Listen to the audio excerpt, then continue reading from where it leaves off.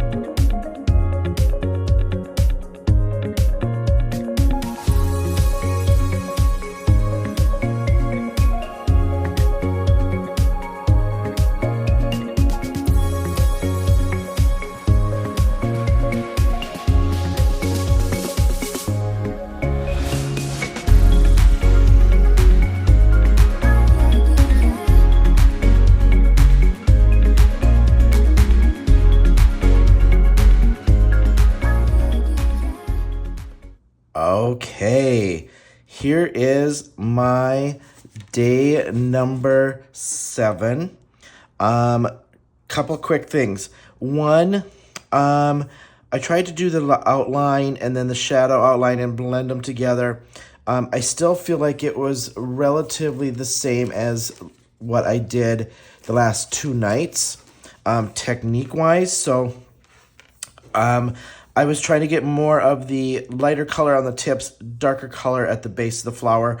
I think I have more variation here than I do here, so I feel like it achieved what I was looking for, especially you can see it on the buds. And I'm learning that with the watercolors, it's coming back, drying back so much that I'm adding more because I like intense color. I gotta get comfortable with the softer tones and softer colors as it dries back and then leaving it. So I went back through and added basically 2 layers of color on each, especially as I was kind of doing very, very, very light wet brush and blending it. I'd have to draw that back and mop that up, redo again. So I'm feeling like it's relatively the same as what I have been doing. Again, slightly different look. I can see that right off the bat. But I do think I like this look better than this look right now. I'm going to try this technique again on the coloring the lines and the tips and then drawing them together with a different color. I might go something similar to these just to see the contrast. I'm trying to do a fall color with a brown, but the browns get kind of mucky. And so I got to get comfortable with that and figure that out. But let's just recap really quick. And so I can show you my progression here. Again, day 1, I added splatter on this one. I'll add splatter on the other ones when I go home to get final finished product because I will make cards out of these no matter what. Day 2, day 3, brown. You can see what's happening there. Day 4, day 5, day 6, and now day 7.